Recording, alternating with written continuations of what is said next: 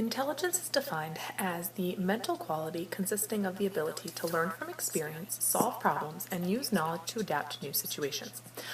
Now, this is a pretty general definition, and what we'll see throughout this chapter is that people have attempted to come up with more specific ways of talking about intelligence. And one of the biggest controversies over how one can define intelligence has to do with whether or not we think of it as a single ability or as multiple specific abilities. There are some people who say intelligence is one big general overarching ability. If you're good in one area, you're going to be good in all sorts of related areas. And there are other people who say intelligence is something that comprises lots of multiple distinct areas that are not necessarily interrelated. Throughout this lesson, we're going to be going over the historical theories of intelligence. We're going to go over a couple that take the different perspectives. One which is going to talk about a general intelligence, and the other which talk about multiple intelligences. Now, Charles Spearman is probably one of the biggest names in intelligence theory.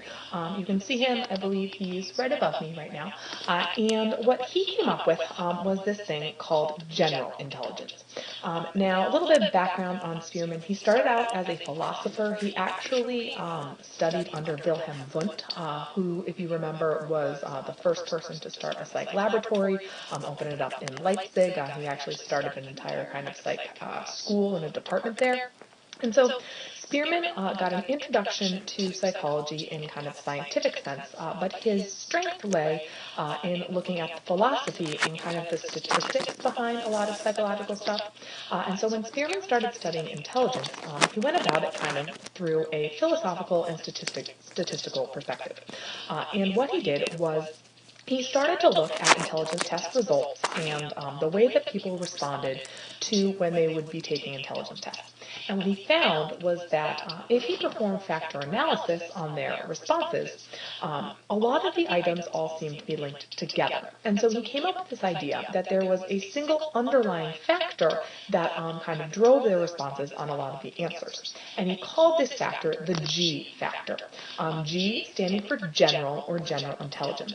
And so basically what we're saying in kind of layman's terms is Spearman noticed that if someone was good at reading and writing, they also tend to be good at arithmetic and geography. If someone was bad at reading and writing, they also tended to be bad at arithmetic and geometry.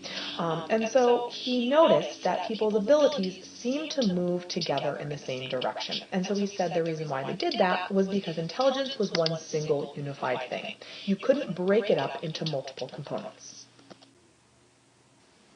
Now, the next intelligence theorist we can talk about is a guy named R.B. Cattell, who hopefully sounds familiar to y'all. If you remember back in, I think it was the development chapter, we learned briefly about Cattell. And so we're just going to revisit his theory, especially in light of how it stands in contrast to what Spearman's theory was. Cattell came up with the theory that intelligence can be broken down into two basic components, or two separate types of intelligence. He said that you have one type, which is known as fluid intelligence, and you have another, which is known as crystallized. Now, fluid intelligence refers to innate ability. It's your ability to reason abstractly, to think logically, to problem solve in the face of novel situations, whereas crystallized intelligence is everything that experience adds to. It's your accumulated knowledge. So the way that I remember what the meaning of crystallized intelligence is I think back to when y'all were in like grade school. I assume that you probably went to a place like Sturbridge Village. And when you go to kind of those types of places, you always go to the country store and they have those like rock crystal candies. And we all know how those are made. You know, you start off with like a string or just like a little tiny like piece of sugar, and you dip it in and out of sugar water. And over time, the crystals grow and they form and they get added to. And so that's what crystallized intelligence is like. You start off and you enter the world with very little of it. But over time, you get chunks of kind of crystal or chunks of intelligence added as you learn things and you gain new experiences and you gain new knowledge. And so crystallized refers to kind of like book smarts, whereas fluid intelligence can in some ways be understood as more of the common sense. You've probably heard the idea that, you can't teach someone common sense. You either have it or you don't. And so that's what Cattell's idea of intelligence is, that you have these two very different types of intelligences. One is that kind of innate component about how you can think and how you can reason, which would be fluid.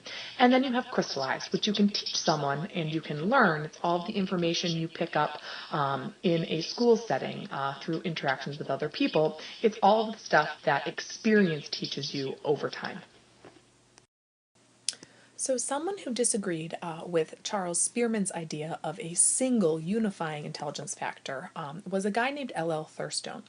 And it's interesting because just like Spearman used statistics in order to come up with his evidence for the existence of the G factor, Thurstone also used statistics, but he used them to disprove the existence of the G factor. And so Thurstone's idea and his theory was one of multiple intelligences. And what he did was he administered a series of tests to a lot of different participants.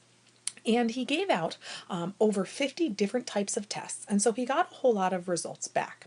And he looked at the results and he compiled all of them and he ran all of his statistical analyses on them. And what he found was that he could group all of the responses and the results into 7 basic clusters. And so these were his idea of the 7 different types of mental abilities. You can see them kind of listed all around me here. We have word fluency, memory, spatial ability, verbal comprehension, numerical ability, perceptual speed, and inductive reasoning. And according to Thurstone, these aren't just different abilities, they actually are really different intelligences altogether. So whereas Spearman says we have one single intelligence, this G factor, and through that all of our other abilities derive, Thurstone says that we have independent mental abilities that are distinct and unique from each other.